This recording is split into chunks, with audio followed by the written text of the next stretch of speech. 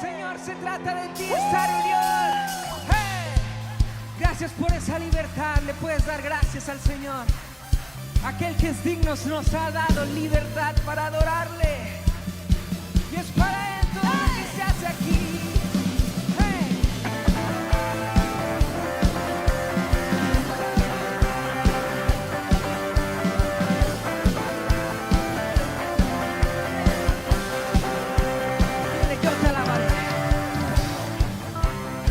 Yo te alabaré, te glorificaré, mi vida te daré como ofrenda a tus pies. Nada podrá apagar el fuego que arde en mí. Y aunque mil se levanten, todos tendrán que huir aún sin fuerzas. Cantaré con todo te adoraré. ¿Cuántos pueden decirle que con todo? Con mis manos, con mis pies, con todo te exaltaré. Hay libertad, hay libertad, hay libertad para adorarle. Hay libertad, hay libertad, hay libertad para adorarle.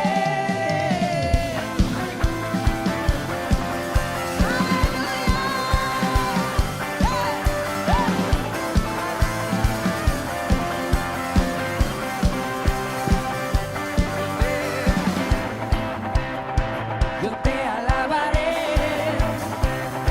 te glorificaré, mi vida te daré como ofrenda a tus pies. Nada podrá apagar el fuego que arde en mí.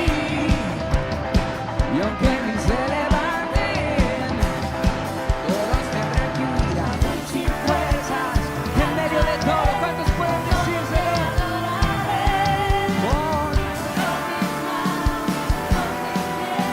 Con todo te exaltaré.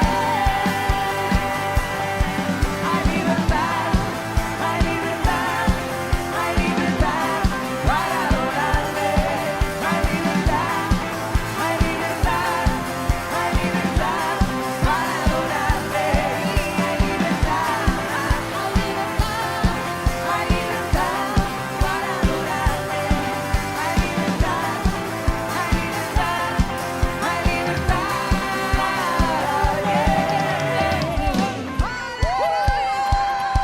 Alguien puede hacer algo loco, expresando esta libertad que hemos recibido.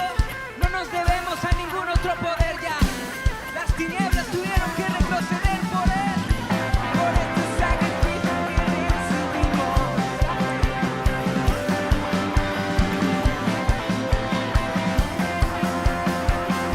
libertad,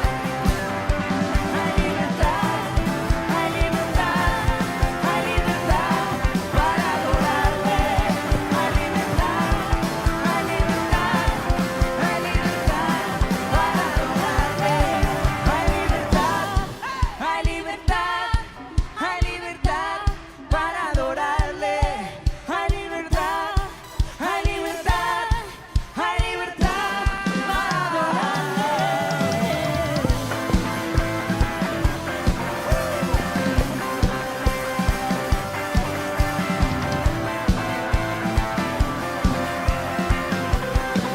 Aleluya. Alguien puede dar un grito de libertad. La libertad es. ¿Qué tal, familia de Iglesia Restauración? Qué gusto estar nuevamente con ustedes para compartir este hermoso tiempo como familia, como iglesia, y poder dejar una vez más una semilla de la palabra del Señor en nuestras vidas que pueda dar fruto hacia la madurez y hacia la victoria en el Señor en nuestras vidas. Así que reciba un abrazo, un saludo muy especial, y quiero invitarle a que por favor usted abra la Escritura en Gálatas capítulo 4. Gálatas capítulo 4.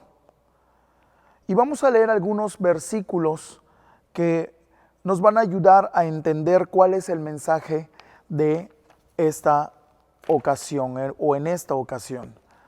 Hoy quiero hablarte un poco acerca de el camino hacia la madurez. ¿Por qué tratar este tema?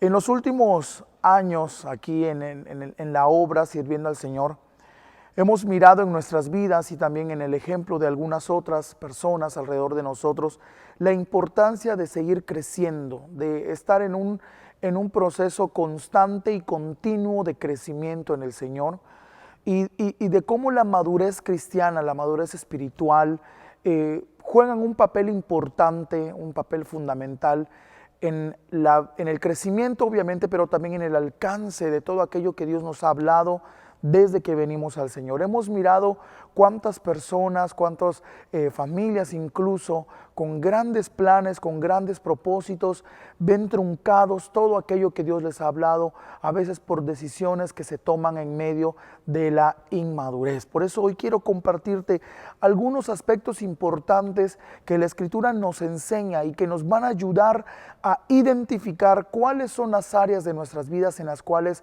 quizá necesitamos poner atención para poder llevar a una madurez esa área de nuestra vida. Gálatas capítulo 4, desde el versículo 1, dice de la siguiente manera: digo pues, mientras el heredero es menor de edad o es niño, dice algunas versiones, aunque es señor de todo, en nada difiere de un esclavo, sino que está bajo tutores y administradores hasta el tiempo señalado por el Padre. Así también nosotros, cuando éramos niños, estábamos esclavizados bajo los rudimentos del mundo. Versículo 8 dice: sin embargo, en otro tiempo, no conociendo a Dios, servíais como esclavos a dioses que por naturaleza no lo son. Pero ahora conociendo a Dios, o más bien, habiendo sido conocido por Dios, ¿cómo os volvéis de nuevo a los débiles y pobres rudimentos a los cuales os queréis volver a esclavizar? Verso 12. Hermanos, os ruego, sed como yo, porque yo también soy como vosotros. No me hicisteis ningún agravio, y sabéis que por una debilidad de la carne os proclamé las buenas nuevas la primera vez, y lo que para vosotros era una prueba en mi carne, no lo menospreciasteis ni lo escupisteis, al contrario, me acogisteis como a un enviado de Dios, como a Jesús el Mesías. ¿Dónde está pues esa satisfacción que expresabais?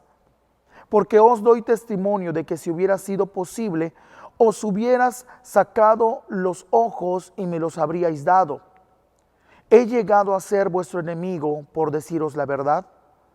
Tienen celo por vosotros, pero no para bien, sino que os quieren alejar para que tengáis celos por ellos.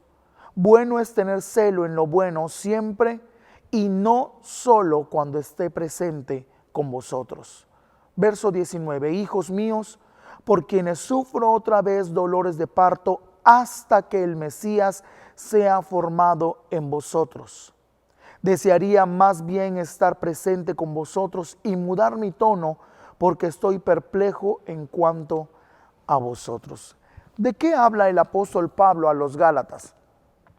Los Gálatas era una iglesia, un pueblo que habían alcanzado un cierto nivel de gloria, de manifestación de la presencia de Dios, de los dones y todo este fluir glorioso que el Señor hacía a través de su Espíritu. Pero hubo un momento en el que los Gálatas comenzaron a descuidar su crecimiento, su afirmación, y comenzaron a desviar su mirada al grado tal que comenzaron a manifestar conductas y actitudes nocivas al grado de que se pusieron en contra de Pablo. Acá Pablo está hablando en el versículo 12 en adelante de que cuando él llegó y les conoció y por primera vez comenzó a compartir con ellos acerca del evangelio, este pueblo, los Gálatas, lo recibieron de una forma increíble, dice aquí, como a un enviado de Dios, como si hubiera sido a Jesús mismo. Y Pablo en aquel momento estaba atravesando, dice la historia, una situación de enfermedad en los ojos. Era una enfermedad muy grave, una enfermedad que le causaba mucho dolor, y que en medio de ese padecimiento tan duro que él pasaba, dice que él daba testimonio de que si para ellos hubiera sido posible, se hubieran sacado los ojos y se los habrían dado. Es decir, el amor que ellos tenían hacia Pablo en aquel momento, cuando recién habían venido a la fe, era un amor grande, un amor profundo, a tal grado de que daban todo lo que podían, incluso si hubiera sido posible, hubieran dado sus propios ojos para que Pablo hubiera sido sano de aquel azote. Pero dice algo muy importante: he llegado a ser vuestro enemigo por deciros la verdad. Quiero hablarte un poco acerca de la inmadurez. ¿Cómo es que se manifiesta la inmadurez y cuáles son las consecuencias que la inmadurez produce? Y lo primero que quiero hablar, o lo primero que quiero compartir contigo, y que está al principio del capítulo 4, dice aquí que mientras un heredero es un niño, es decir, es una figura de alguien inmaduro, aunque sea el señor de todo, en nada difiere de un esclavo. Ahora, un heredero que es niño no tiene la capacidad de tomar posesión de su herencia. Por lo tanto, la inmadurez, amada iglesia, nos lleva a que, aunque seamos dueños de todo aquello que Dios ha puesto en nuestras manos, no podemos disfrutar de él, no podemos disponer de esta herencia por causa de nuestra inmadurez, porque no sabríamos cómo utilizarla. Pero además dice algo muy importante, dice: en nada difiere de un esclavo. Cuando tú y yo venimos a Cristo, dice aquí en el versículo 8, que en otro tiempo, no conociendo al Señor, servíamos a otros dioses, aunque por naturaleza no lo eran, pero les servíamos. Ahora, cuando venimos a Cristo, tú y yo somos llamados también a servir, pero ya no a servir como esclavos, sino a servir como hijos, que es muy distinto. El que sirve como esclavo, dice aquí que está sujeto, está esclavizado, está de alguna manera está en su mente, en su corazón, está atado a una mentalidad diferente, que es la mentalidad de un esclavo. Ambos pueden servir, un hijo y un esclavo pueden servir, pero la mentalidad y el fruto que cada uno tiene es muy distinto. Cuando un creyente no ha llegado a la madurez o no se preocupa por seguir creciendo en su vida espiritual, en la fe, en su vida cristiana, pueden pasar muchos años, aunque él sirva, aunque él haga cosas aparentemente para Dios, pero no mirar el fruto de su servicio y el fruto de la bendición por su servicio en su vida.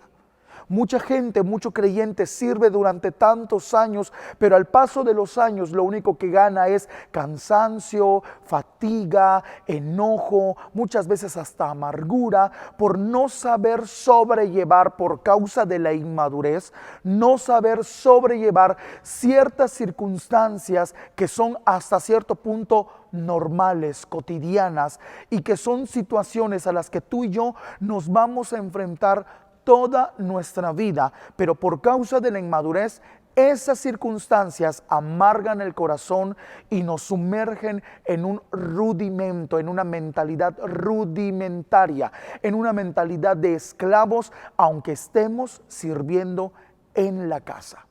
Amada iglesia, tú y yo estamos llamados a servir.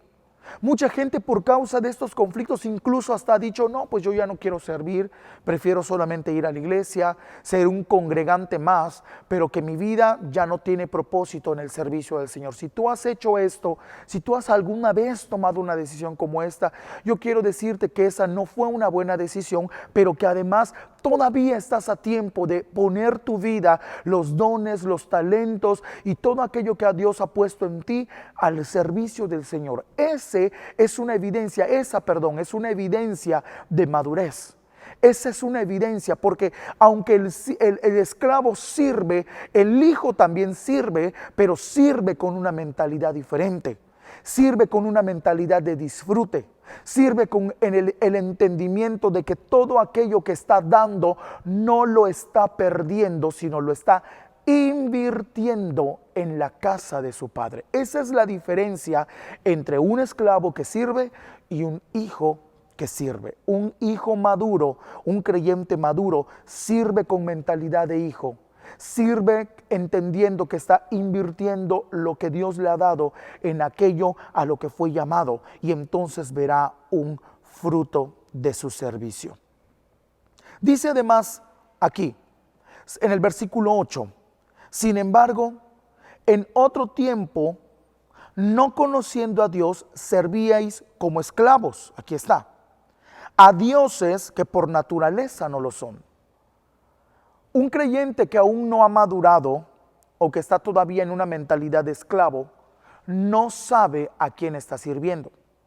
Yo estoy seguro que cuando tú y yo no conocíamos al Señor, no nos dábamos cuenta de que estábamos en un círculo vicioso, en una rutina de vida que nos absorbía la vida, la energía, la fuerza, la pasión, y a lo mejor no nos dábamos cuenta y así se nos fueron muchos años de la vida. El que no ha entendido su madurez, el que no ha crecido, dice aquí, sirve como esclavo a dioses que por naturaleza no lo son.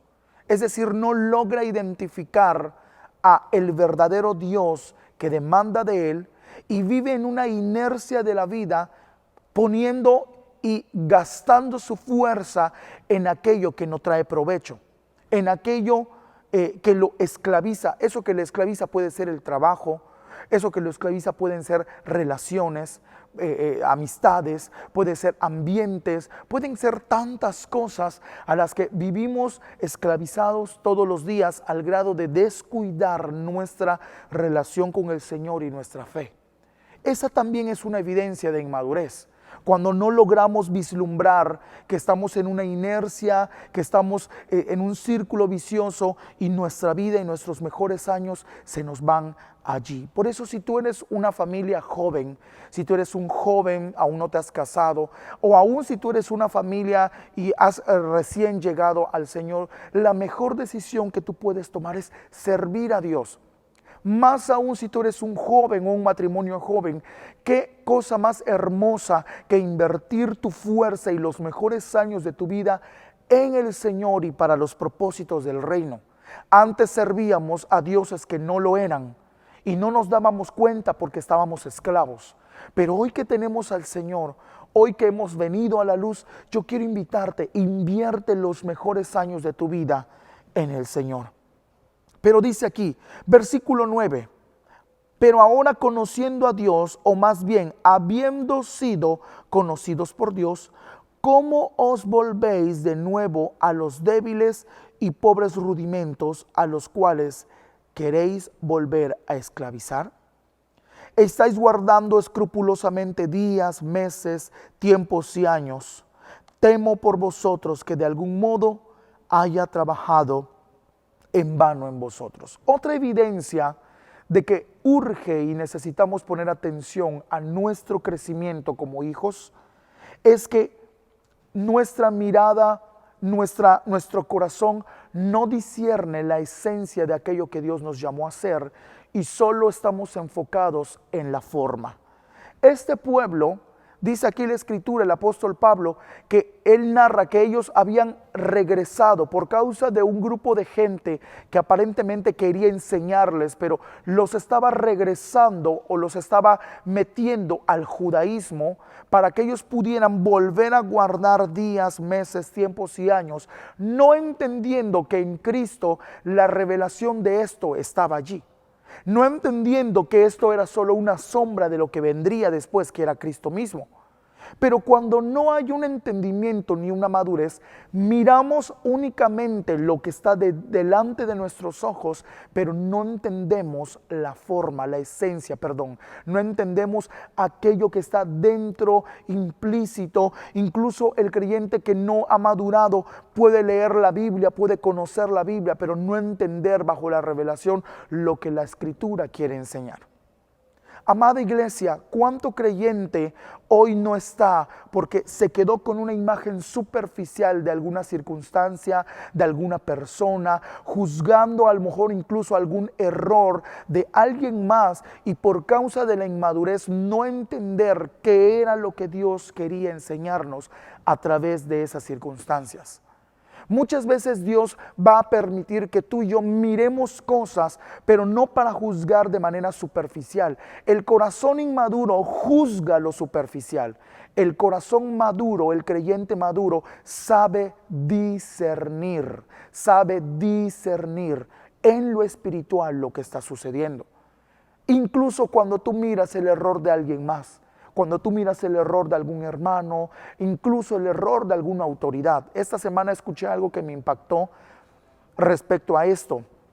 Y decía, esta predicación decía que muchas veces Dios permitirá o usará los errores e incluso los pecados de algunos que están cerca de ti para revelar la obediencia o la rebelión que hay en nuestro corazón, hablando de la autoridad. Muchas veces las autoridades podemos cometer algún error, pero cuando nuestro corazón está tratado y ha madurado, entonces no miramos eso de forma superficial como una oportunidad para revelarnos, sino como una oportunidad para crecer en la obediencia y para discernir qué es lo que Dios desea de nosotros para que sigamos creciendo, aún en medio de circunstancias como esas. Pero el corazón inmaduro no mira eso. Por eso, amada iglesia, si tú alguna vez has visto el error de alguien, de alguna autoridad o incluso de algún hermano dentro de tu familia, dentro de la fe, no juzguemos la apariencia, discernamos. Oremos, pidámosle a Dios discernimiento y sabiduría, porque allí está un paso más hacia la madurez. Otro aspecto importante que revela la madurez o la inmadurez de nuestro corazón. Dice el versículo 15, ¿dónde está pues la satisfacción que expresaban? Porque os doy testimonio de que si hubiera sido posible, os hubierais sacado los ojos y me los habríais dado. Mira el nivel de amor y de compromiso. Mira el nivel de pasión y de entrega de estos creyentes. No era cualquier cosa. Ellos estaban dispuestos a dar, como seguramente muchos creyentes cuando vienen a la iglesia y cuando han recibido una palabra, cuando quizá les han profetizado, cuando quizá les han hablado, han orado por ellos, les han atendido o quizá les han visitado, no lo sé. Han recibido aquello que estaban buscando celosamente o profundamente. Pero dice el versículo 16, he llegado a ser vuestro enemigo por deciros la verdad. Mire el contraste tan grande entre esos creyentes. Empezaron queriendo darlo todo, con una actitud de entrega, sin reservas. Pero dice aquí, llegaron a ser enemigos de Pablo, o mejor dicho, Pablo, ellos lo veían como su enemigo ahora. ¿Por qué razón? Por decirles la verdad. Es increíble, amado. Pero ¿sabes cuál es el momento o lo que más Dios va a usar para moldear nuestro corazón y dejarnos ver lo que hay allá? Cuando somos confrontados con la verdad. Qué hermoso para muchos cuando recibimos, pero qué difícil también para muchos de nosotros cuando somos tratados, cuando somos adiestrados a la obediencia, cuando somos corregidos o confrontados. Muchos creyentes estamos en la pasión y en la entrega siempre y cuando nos den lo que nosotros esperamos recibir. Pero cuando alguien viene a querer corregirnos, cuando alguien quiere venir a instruirnos, a exhortarnos, entonces realmente sale lo que hay en nuestro corazón, sale el enojo, sale de pronto actitudes de soberbia, de prepotencia, de altivez. Pero eso no es otra cosa que Dios dejándonos mirar lo que realmente había en nuestro corazón. Si tú y yo somos de los que damos todo siempre que nos den, cuando nosotros estamos esperando recibir, tú y yo no somos generosos, tú y yo no hemos madurado. El momento en el que es probada nuestra madurez es cuando alguien viene a formarnos, cuando alguien a quien Dios ha enviado o está usando para ir y formar nuestra vida viene y confronta nuestro corazón, es allí donde nuestra reacción dará el fruto de lo que hay en nosotros, que puede ser la madurez tomando una actitud sumisa, obediente, un corazón que se sujeta a la instrucción y sabe oír la corrección para tomarla en cuenta y corregir, o sale también la rebelión, la inmadurez para revelar, para mostrar lo que realmente había en nuestro corazón. Amada iglesia, este pueblo, mientras Pablo los atendió, lo veían con ojos de amor y lo amaron, lo recibieron. Pero cuando él vino y los quiso corregir, entonces lo comenzaron a ver como su enemigo. Que no seamos de ese tipo de creyentes. Que no seamos de los creyentes que no saben oír una corrección.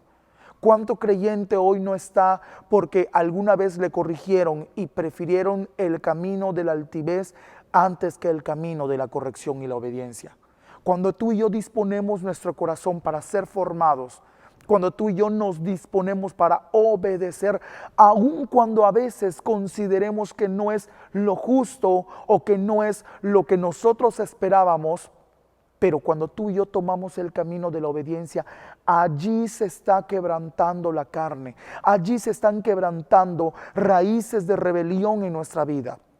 Ahí Dios está formando el carácter de Cristo, porque a final de cuentas ese debe de ser nuestro objetivo como creyentes, el carácter de Jesús. Yo me imagino al Señor Jesús en algunos momentos cuando los fariseos venían y lo agredían, lo golpeaban, lo insultaban, lo ofendían y hacían o armaban complots en contra de él, pero él siempre en una actitud sumisa, él siempre en una actitud obediente, él siempre en una actitud en control, con madurez, con la guía del Espíritu Santo en su vida, oyendo y siendo impulsado por lo que el Espíritu quería, aun cuando él fue a un desierto, porque dice que el Espíritu le llevó al desierto. Entonces, amada iglesia, que seamos de los creyentes que de verdad sabemos oír la corrección. Es ahí donde será probada nuestra madurez y nuestro corazón. Verso 19. Hijos míos, por quienes sufro otra vez dolores de parto, hasta que el Mesías sea formado en vosotros. Si tú vas conmigo al siguiente libro, que es en Efesios capítulo 4, versículo 11 dice, y él mismo, hablando de Jesús, dio unos apóstoles, otros profetas, evangelistas, pastores y maestros. Está hablando de los ministerios con los que equipó a la iglesia, el cuerpo de Cristo. ¿Con qué finalidad? Mira, verso 12. A fin de adiestrar a los santos para la obra del ministerio, para la edificación del cuerpo del Mesías. Adiestrar.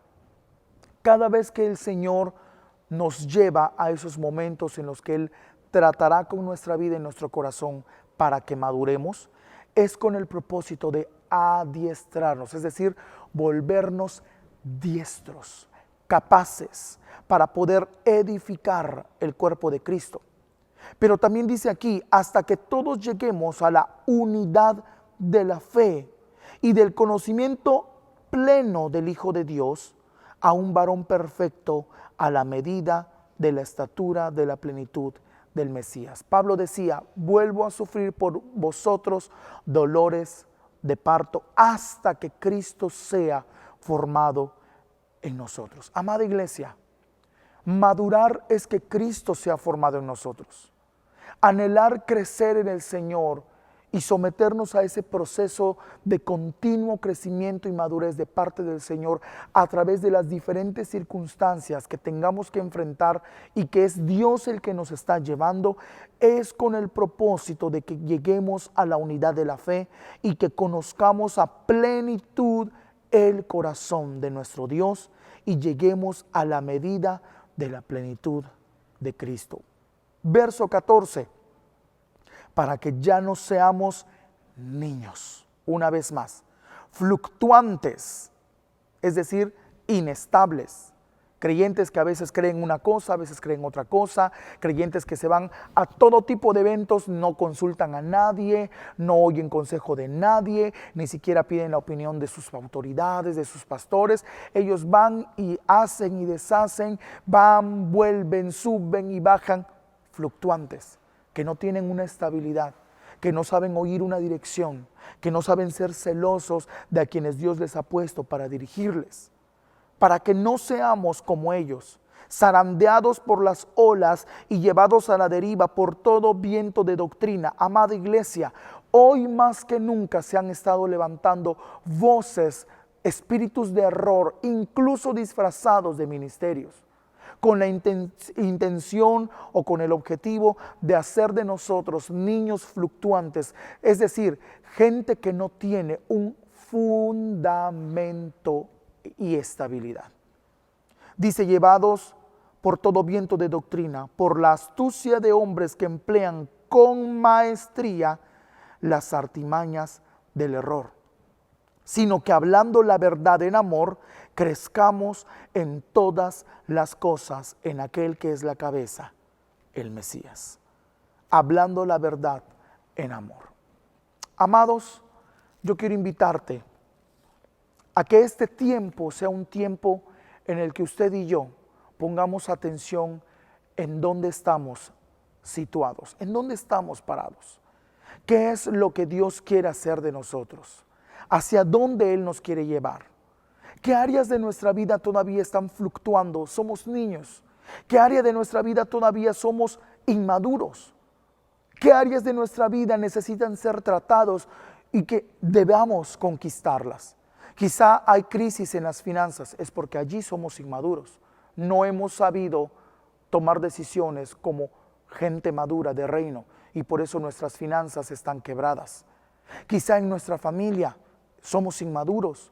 Quizá en nuestra familia no hemos sabido qué decisiones tomar. Hemos quizá consentido cosas que no debíamos de hacer y por causa de esas decisiones, por ser niños o tomar actitudes o pensamientos inmaduros, hoy estamos enfrentando alguna crisis. Quizá aún en el ministerio necesitamos atender algo. Siempre hay un área en la cual debemos crecer. Yo te quiero invitar a que hagamos un análisis por el Espíritu y con la palabra en la mano y le digamos, Señor, alumbra mi corazón, mi vida. ¿En qué áreas necesito trabajar? ¿Cómo está mi familia? ¿Cómo están mis hijos? ¿Cómo está el negocio que tú me has dado? ¿Cómo están mis finanzas? ¿Cómo está mi fidelidad? ¿Estoy sirviendo? ¿No estoy sirviendo? Y si estoy sirviendo, ¿lo hago entendiendo que soy hijo o solamente hago las cosas por apariencia? ¿Qué me motiva a servir? ¿Hay un fruto de ese servicio en mi corazón, en mi vida? ¿Estoy creciendo o solamente me estoy agotando? Evidencias de que estamos o no en un proceso continuo de crecimiento en el Señor. Dios anhela una iglesia madura. Él tiene tantas cosas que darnos. Él tiene tantas riquezas preparadas para ti y para mí. Pero recuerda, solo el heredero que ha madurado puede acceder a ella. Mientras tanto, tendrá curadores, tendrá cuidadores, tendrá administradores y no podrá disponer de la herencia hasta llegar a la madurez.